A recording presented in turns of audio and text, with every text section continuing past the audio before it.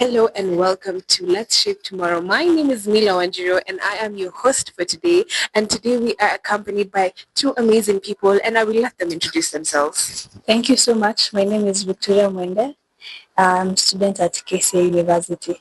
My name is Anne Kanya. I'm a student here at KCA University and I'm pleased to be here today. Thank you, our guests. And today we will be discussing one very important topic that is affecting us in one way or the other. This is artificial intelligence. And I will first like to start by asking one of them, Victoria, what is artificial intelligence?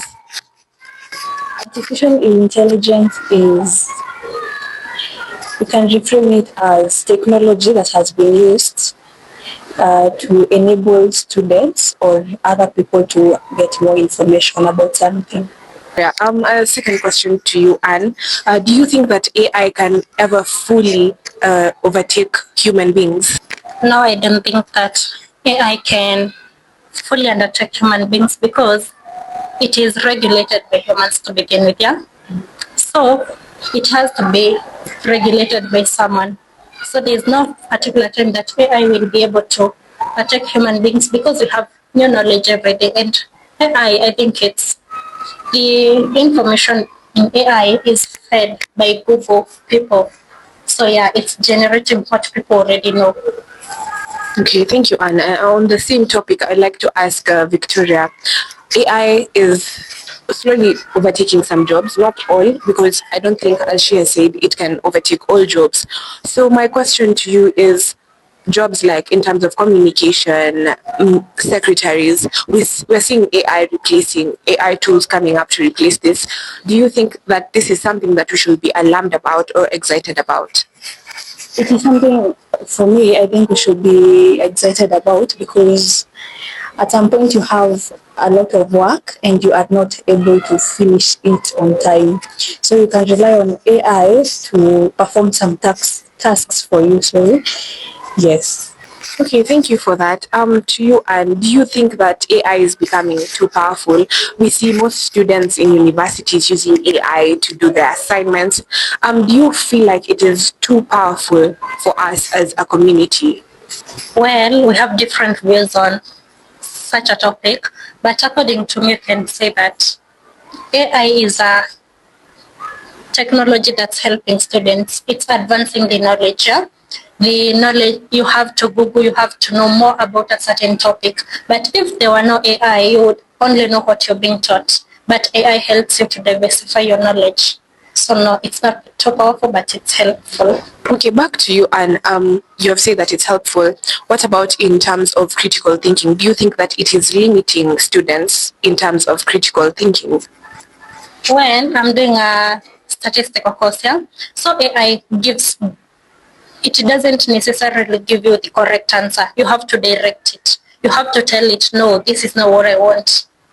This is what I was referring to. Because if you ask it what's data, it depends on the topic you are researching on about. It has different definitions. You have to specifically tell it, I want this from this topic. So no. Okay, Victoria, I do agree with what Anne says concerning creativity and critical thinking, but I mainly want you to answer in terms of creativity. Do you think that our creativity is slowly eradicating because of AI? No, it's not eradicating because I can use AI to search for a certain thing, and because I do not really have the idea, AI will help me get the idea that is in line with my solution or problem, something of that. Don't you think that that is overly dependence on AI? Because imagine your life before AI. How was it? Weren't you able to come up with ideas without having to research about it? Don't you think that AI is coming to a point where our creativity is slowly being taken over? No, it was hard. For me, it was hard because by the time nifikirie hivyo vyote, it will take a lot. But with AI, it is simple. I just tell it, this is my problem. I need a solution, but based on creativity. Okay, Victoria, what about you? And do you agree with her in terms of creativity? Do you think that AI is slowly taking over our creativity? No, I don't think so. It's helping because many students at this point they use AI to generate business ideas. What can I do part time while I'm studying? So AI is helping us be more creative because before AI we used to have other hobbies, but because of AI we can be able to advance on our knowledge while doing our hobbies still. Okay, thank you for that. Another question concerning AI. Do you think that it can ever be fully considered as a person legally? Because AI is basically a machine that has been incorporated all data that has human intelligence. Do you think that we will ever reach a point where they will be considered as human beings? Yes, as long as the technology increases with time and maybe they get to develop feelings, it will basically become like a person legally. Because even if you are facing a certain situation and you tell AI, like ChatGPT, I am facing a heartbreak, this and this and this, the first thing it will tell you, so sorry that you are experiencing this, something of that. So if it becomes a person legally with time, it will still be helpful. Yes. Don't you think that if it is considered a person, that it will lead to competition between human beings? They will be able to work in industries and people will consider them more effective than human beings. Competition is always there despite whatever the situation is. So at that time when it becomes a person legally, I think there'll be other opportunities for it. Like kutakuwa na other opportunities mali zinaweza tumika kitu kaa hiyo. Okay, and do you agree with her? Do you think that AI can ever be emotionally intelligent and not just intelligence in terms of knowledge? Sorry. Do you think that AI will ever be considered emotionally intelligent and not just intelligent in terms of knowledge?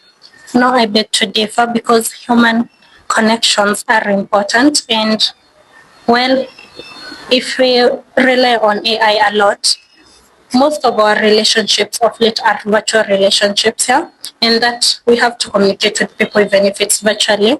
But if we turn those communications with AI to humanize them, it will be difficult for human relationships because most of the people will be waking up and telling AI, good morning, how was your night? But that should be human to human communication, yeah? Because AI it doesn't have emotions. And to relationships, it can tell the most toxic people that, no, you are right. We still need human to human communications, and I don't think competition between humans and AI is a safe environment in our country. Thank you for that. Because we are talking about emotional intelligence, considering the AI, robots, and etc., I'd also like to ask you a question. Very recently, we had a case of a child, a girl, a young teenager who committed suicide because they went to AI and told AI their problems, and the solution that AI gave them was commit suicide. After his death, when we finally got into his phone, we thought we were looking for cyberbullying or some online dare that just went really bad. The dangers of ChatGPT, which we believed was a study tool, were not on our radar whatsoever. Then we found the chats. Let us tell you as parents, you cannot imagine what it's like to read a conversation with a chatbot that groomed your child to take his own life. What began as a homework helper gradually turned itself into a confidant and then a suicide coach.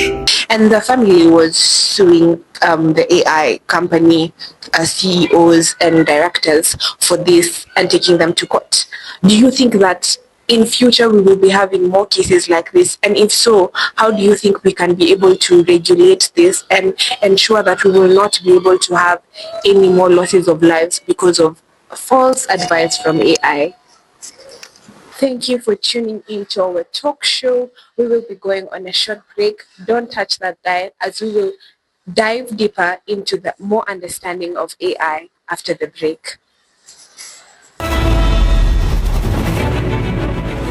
Kila time lazima nikuwe na deal fiti. Na unacheki leo nimekuletea deal fiti ya only 50 shillings, yaani chwani. Unaona wewe ni comrade pale na unauliza ati nitakuwa nakula nini lunch because I cannot afford food ziko cafeteria. With only 50 shillings you are able to eat Indomie. Unakula na unashiba. One, it is easy to cook. Two, it does not even take a lot of time. Na 3, ni tamu. Kwanza unaongeza bumbu sauce alafu chili sauce. Unapata mawowowo.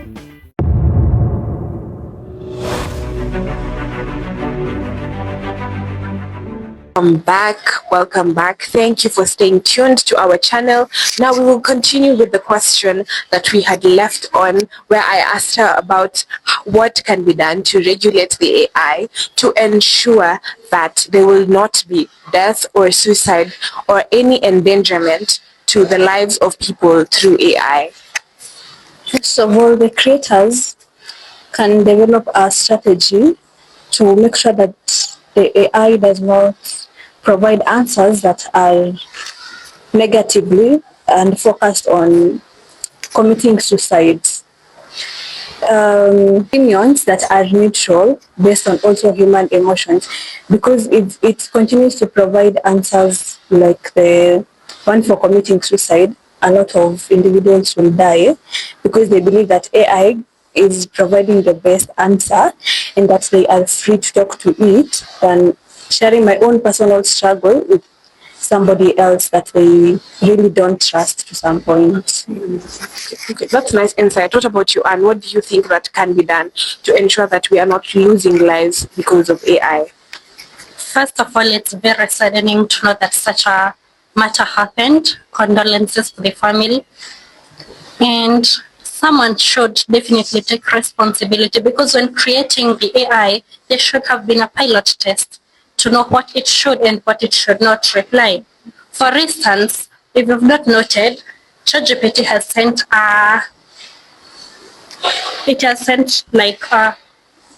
it's not a text, but an email saying you have to verify your age, but it's using a very biased way because it's asking you to attach your document and your picture. Personally, I've been asked. And well, that is infringement of personal what?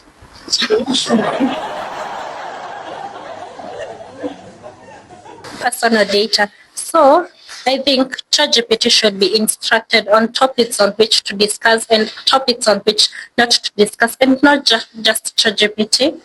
This should be applied to all the AIs, and they should be, let's say the government should also be incorporated into this, because AI is just for public opinions. It's not just a private profit earning. It's not a private profit earning business. It's used by a lot of people. So the government should ensure that there are regulations, that there are policies that should govern what the AI is allowed to answer and what's not allowed to answer. Yeah. Thank you, Anne. On what you said, because you're talking about the biasness of the AI, I'd like to ask you a question. Do you think that AI is biased beyond just data information about someone in order to continue using? Do you think it's biased in terms of it can be used to commit crimes? It can be used in terms of nepotism, to steal during elections? Do you think that AI biasness goes way deeper beyond? And if so, how do you think that we can be able to solve this problem? I've not experienced such, because my AI always tells me you have to keep this conversation respectful. Yeah. So I think that when you are logging in to an AI account, they should be asking you your age.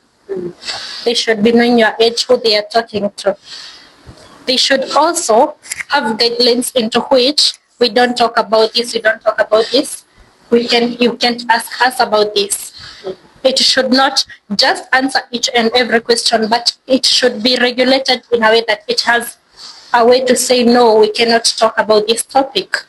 Sorry for the inconvenience. Yeah. Okay, thank you for that. That was very good insight and impact. Now back to you, Victoria. Considering what you've been talking about, the questions you've been answering, out of all of this, in conclusion of everything that we have discussed here, do you think that human beings and AI can ever form a relationship that is healthy and balanced? Yes, of course, they can form a relationship because, sorry, if I am not, if I am not able to trust my relative or my friend, the only person I can rely on is AI. I will tell ChatGPT, this is what I am facing, and it won't even judge me. And like when I tell a human being, the first thing an individual does is to judge you. So, uh, we can form a very good bond. For me, I can form a very good bond with AI because it is free. It has no much regulations, and trust. Trust is also there because you trust it because it is providing information in a way of technology. So whatever it provides is correct. Yeah. Okay, based on your answer, do you think that that is over dependence on AI? And also, do you think that that is causing you to move away from human interaction? It is making you to be an antisocial human being, and other disorders that come from over reliance on us on a robot. Because as she said earlier, it does not have emotions and it can never have emotions. So, what do you think about that? But as long as it provides you the right answers, it is okay. Because I cannot rely on my friends. Yeah, I cannot rely on my friends because they are so judgmental. And AI is just perfect for me. Don't you think that your friends may have better experience than AI because an AI is just filled with the information about what they have been told is like this is what you should answer when asked this. Like it's computer, it's data that is put into it and it answers you according to the data inside. Don't you think that your friends will have a better insight because they have gone through maybe the same thing or the same situations? It is okay. They have a lot of experience depending on maybe a situation I'm passing through. But there's no need I come and tell you my problem, and after you have given me your advice, you you go back to your place. I go back to my place, and then now you call your friend and you're like, Vicky was telling me this, and this. So they'll just go judge you at the end of the day, despite you being so sincere with them. Okay, and do you agree with her? Do you think that AI can be a good therapist or should we depend on human beings? On this topic, I agree with her because AI builds trust. Trust that you can't have from somebody else. AI doesn't know you. So whatever you tell AI, you are guaranteed that it's safe. It won't be said anywhere else. It also gives you confidence. Like you have a problem and you're shy. People are shy. You're shy to share with your friends. AI can help you because if AI was non-existent, when you have problems, you have to figure out a way of solving them by yourself. If you can't go and talk to friends about. For instance, a lot of teenagers are banned from dating by their parents, but they find themselves in such situations. But when you're at home, you can go and ask me and tell the AI, I have a heartbreak, and it will help you heal. It will therapize you. Yeah. Okay, thank you on that. Now we are going to be listening to some of the questions from our audience. Yes. So, would you rather have AI as a friend or have real friends like people? To answer her question, I will choose friends over AI because hata ukiangalia tu kweli siwezi enda swimming na AI. In fact, I have told it all my problems, but we also have to do physical activities with other people, despite the way friends are. Yeah, so I will choose friends over AI. My question is, can AI ever be used to control the government? And the government is a very vast organization. So yeah, it has a lot of people who have different duties. AI cannot be able to manage each and every duty, and someone has to control the AI. So not a lot of people can control a similar topic on AI because people have different opinions. So yeah, I think that the government have to be managed by people.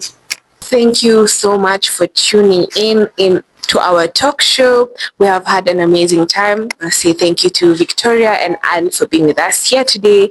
And I would just like each one of them to give us a closing remarks as we finish. Friends are good, but for us to have a good relationship, we have to form something that is so unbreakable. Even the trust, no one should be able to separate the two of us if we are in a friendship zone.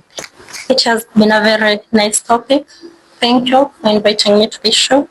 Yeah, you all have a nice day. Thank you so much and see you next time.